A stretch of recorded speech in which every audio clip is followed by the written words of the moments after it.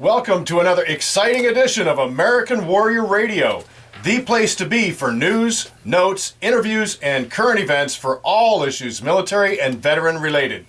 If you or someone you know has ever worn the uniform of the U.S. Army, Navy, Air Force, Marines, Coast Guard, or National Guard, or Reserves, you've come to the right place. American Warrior Radio, right here on the Talk to Me station, AM 1300 WMEL, and online worldwide at 1300WMEL.com, sponsored by AVET Project. Folks, this program is all about supporting our troops and their families, both past and present. So please get comfortable, grab a cup of coffee, and don't forget a pen and paper, because we're always efforting to bring you important information that you can use and share with others. And today is no exception. Believe me, you're going to want to have that pen and paper handy with our special guest. With that said, let's roll down the runway and get this show off the ground. Y'all know me, I'm Garen Cohn. I'm an Air Force veteran, a retired legal advocate for veterans, and founder of AVET Project. But I never fly through the airwaves alone. Good morning, I'm Glenn McGuffey. I'm retired Air Force, and I'm also retired after 22 plus years as the manager of the Brevard County Veteran Services team. And I'm also on Social Security, so you can guess I've been around a while. Triple dipper. Triple dipper, that's right. We got another great show for you today, and fantastic guest. You're not going to hear what he has to talk about anywhere else. That's it. Right here, this is the spot. But before that, Garen, we got some important announcements we need to get in your hands so that you know what's going on veteran related. That's right. And folks, we had a great turnout at the AVET Project ribbon cutting and meet and greet the troops at American Legion Post 200. Want to say hats off to everybody involved in making that event such a wonderful success, getting the young guys and gals out. It's the drill weekend right now for the 920th Rescue Wing, and there's some 1,200 folks involved with that effort, and a lot of them showed up. We had a blast. It was a really fun time. Appreciate everybody coming out. Wanted to say that first of all. However, today, April 5th, guess what? There's still time. So here's the clarion call. Calling all Space Coast area models. That's right, models. Casting call April 5th for AVET Project and SCDC. That's short for Space Coast Disability Council Fashion Show. The fashion show is on June 7th at the International Palms, but today there's still time. If you have somebody in your family that is interested in modeling or wants to model, and there's some criteria, jump on AVET Project's website. All right, go down to the bottom left-hand corner, click on the Facebook icon. You'll find everything you need to know where it's happening right now. Goes on through the end of the day here at close of business today. If you're interested, you want to jump on board, go to avetproject.org, click on the Facebook icon. You'll find all the information. But you know what? Let me share this. While you're at avetproject.org, the website, click on the donate button, or at least the volunteer button, because folks, we're an all-volunteer nonprofit where nobody makes a paycheck, and every dollar that comes in, we return about 97 cents of every dollar direct to our programs and services, but we need your help. With all the returning men and women from combat theaters and other places around the world, AVET Project's PR&R, Project Recuperation and Reintegration Retreat, changes lives. But we can't do it alone. We need your help. So while you're there checking out the fashion show and all the details that's happening today, there's still time. If you've got somebody in your family, a loved one that wants to get into modeling or has done some dabbling in modeling, this is a great time and place. And it's free. It's at the International Palms, but click on the Facebook icon. Glenn, I know you wanted to update the folks on the Space Coast Community Law School. That's right, and that's another thing. Speaking of our favorite word, free, these are free legal seminars put on by Space Coast Community Law School, and the next one coming up is on the 10th of April, and that will be wills, trust, and probate. Very important. Very important topic. And that will leave two to follow, and they're always on a Thursday night at the jury room in Vieira's Courthouse. And again, let me remind you, don't bring a pocket full of change or your hunting knife or anything like that, because you're going to go through security. Yeah, leave the Bowie knife and the 9mm at home. Yeah, please. And the two final ones following that will be auto accidents from beginning to end. I hope you don't need that, but it might be good to be armed with that information, the right kind of information. And then the last one is the First Amendment, and everybody needs to attend that one. Attendance has been great, so you need to call and make a reservation to be sure you can get in. And it's easy to pre-register. Where do they go? To pre-register, you can either go online at SCCLS, that's Space Coast Community Law School.com, or call 321-269-6833. 321-269-6833, free. And like I said, next Thursday is Wills, Trust, and Probate, absolutely free. And last Thursday, just a couple days ago, the firearms seminar was packed as usual. I mean, honestly, it's phenomenal. So get registered, SECLS.com. Britta and her crew and the Brevard Bar Foundation do a wonderful job with that. And of course, American Warrior Radio, WMEL, we're all here to promote that because it's free information, folks. Speaking of information, we have in studio with us today a distinguished gentleman, and he's got some great information to offer you. That's why I told you to get a pen and paper, but I want you to listen up first because we have in studio with us, he's a lawyer, David Gordon. Hi, David. How you doing? Thanks for joining us today. Really appreciate you spending a few minutes with our audience. Yeah, my pleasure. You're welcome. Thank you for having me. Well, I wanted, before we even get into, because I haven't told the audience anything. Have you, Glenn? Haven't told Not them anything. me. Haven't told them a clue about why you're here. So before we get into that, give the folks out there a little background on yourself.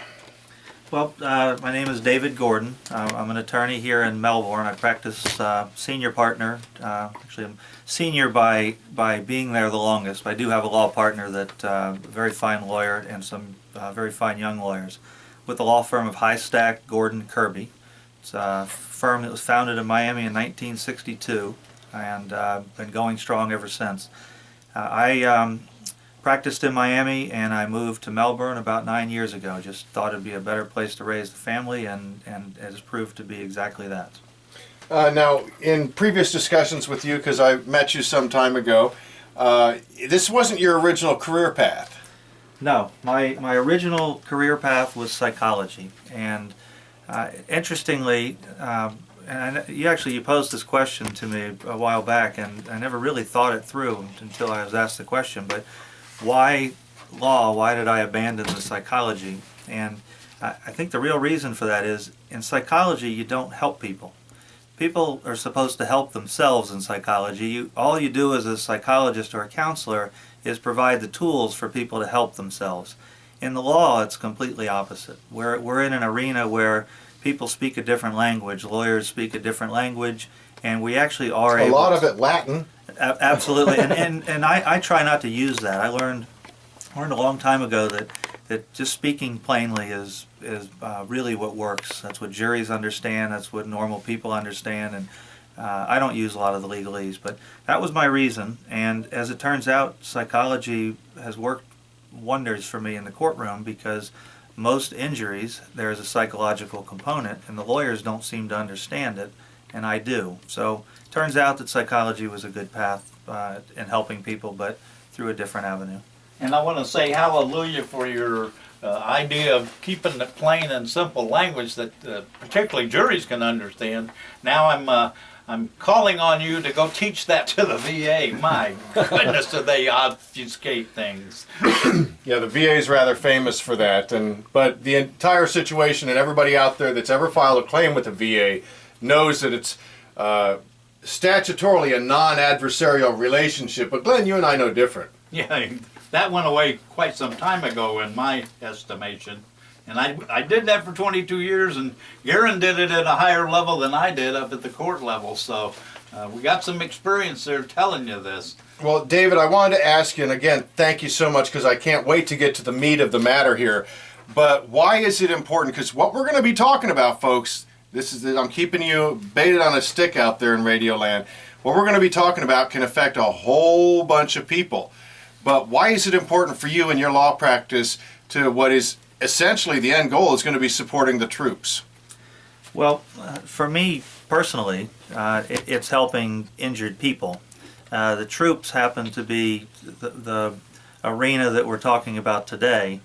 So it's really the same thing. It's helping injured people. However, when it's our troops, our men and women that are protecting our freedom, that just brings about a different feeling, at least for me. Thinking about it today as I'm driving here, that all I'm worried about is getting up in the morning and making sure my family is taken care of and that I do my job, and I'm able to do so safely, and that's because we have young men and women that are risking their lives to allow for that to happen. Absolutely. Well, hallelujah for that, and thank you for your patriotism. And I guess we want to move on into some more details about what the program is here. Exactly. So you're a lawyer. You practice all forms of law. Particularly, though, you have an interest. This, what we're going to speak about, is like a personal injury situation. Yes. Our firm mainly focuses on personal injury, and I do a lot of trial work. Most lawyers actually don't do trial work. I do jury trials. I try cases. I help people that are hurt. For those that don't understand, what do the other lawyers do then? Well, there are different areas of the law. So oftentimes it's more administrative, more dealing with paper. Settling cases out of court? Settling cases out of court, right. But you're a litigator. You're out there working the trial system. We are. Of course, most cases do settle. Being in front of a jury is really not where you want to be if you can reach a settlement. But we go if it's required, and that's you don't see a lot of that. You don't see a lot. And I handle a lot of product liability work and auto accidents you were mentioning earlier. I do that as well.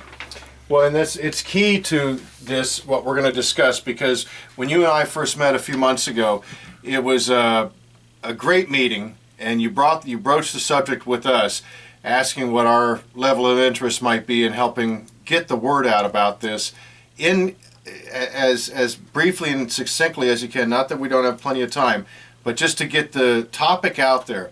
What is the issue now? What is this situation that you're going to address through legal means, this cause of action? Right.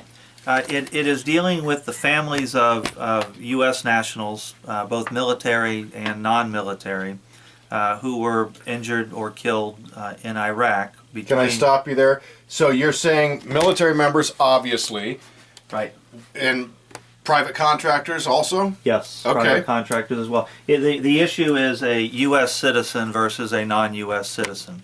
Injured in Iraq between the years 2005 and 2011. Now that may change, but those are the parameters that we know of today. Basically, and we'll talk about this a lot more, I'm sure. It's those people that were injured by Iranian agents or militia or special groups from Iran, and we're able to identify that usually by the devices that were used, and that is the IRIM, which is a improvised rocket assisted munition, which is basically an aerial IED. Those are specific to the Iranians, and those if there was an injury that took place with an IRIM attack, that is going to fall within these parameters for sure. And EFPs, which is an explosively formed projectile. That's basically an IED that penetrates armor, and those are also specific to the Iranians. Okay, so that kind of narrows it down, and we're talking about both military members and contractors in the theater of Iraq during that period of time, because we did the drawdown, Glenn, in 2011. As a matter of fact, we had General Jeff Buchanan come on and speak to us about the success of that mission. Yeah, and I think it took 6 to 9 months to complete the drawdown, and we're left with some kind of a training force that's there now. Which is challenged every day by the goings-on over there. But you've identified this time period, so in other words, and you mentioned the two typical devices that would be applicable to this situation. How were they implemented? How were they used against our troops or private contractors?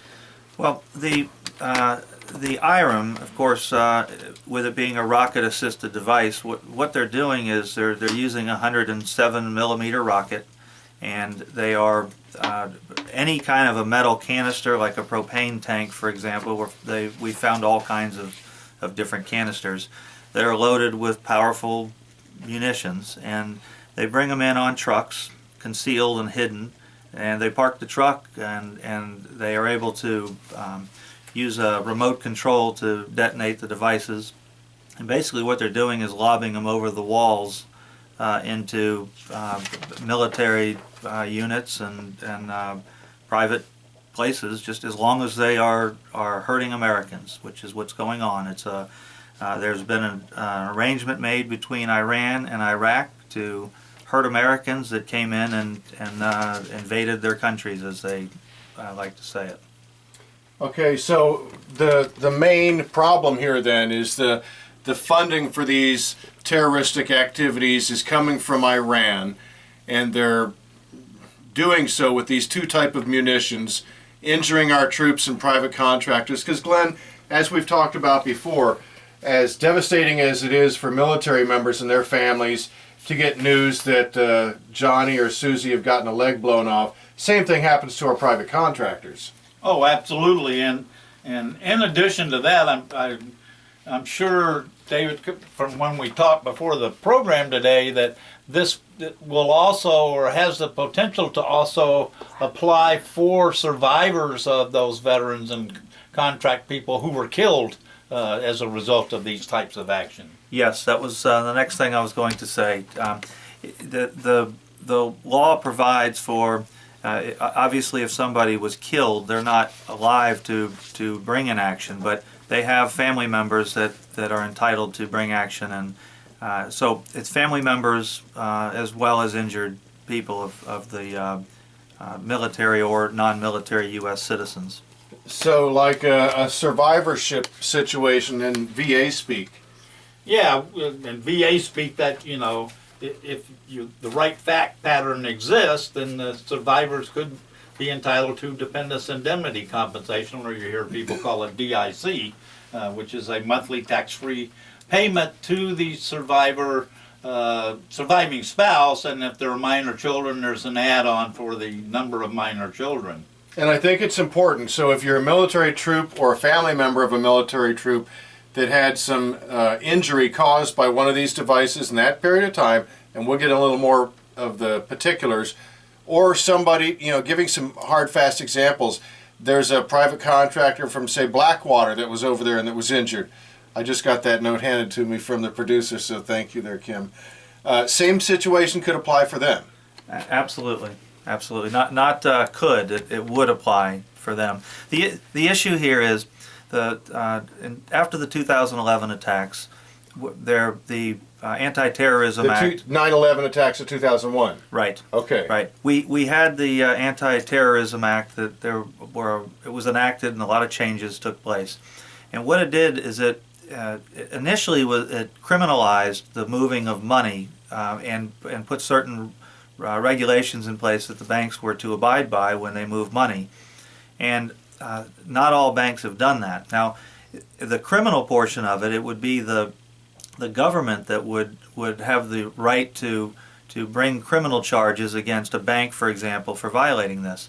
But there's been no successful prosecution. It hasn't happened. So a few bright lawyers also read the statute, and there is a civil component to it. And if the banks have, civil versus criminal, you mean? Correct. And Okay. what it's done is it's allowed people like myself in the private sector to bring a cause of action against these certain banks, assuming we prove the elements. And that's where I have to be a little careful of what I say today, because the banks that are involved, we don't want them to know yet. We're trying to find the injured people, and the banks will certainly know when the time comes. Can I stop you there? Why shouldn't the banks know? It's like if somebody's going to be served with a summons to appear or something like that. Out of the blue, somebody pops in their door and says, here, you're served. So the advanced knowledge could work to their advantage and take advantage of a situation, or how's that? Why is that important? Absolutely. With anything, timing is everything. And there's no point in allowing the banks advanced knowledge to sanitize records or change records or do what they're going to do. So that's something that we don't want to talk about, which banks, and it doesn't really matter. The issue here is that Iran and Iraq have made agreements, and the country of Iran has gone to their own international banks and have basically asked them and told them to make agreements with other international banking systems. And what they're doing is they're concealing and changing documents. They're violating U.S. law to allow these funds to continue to be funneled to terrorists. Now, why are they doing that? They're doing that because they're paid huge fees, and this is all an agreement, and this is what we will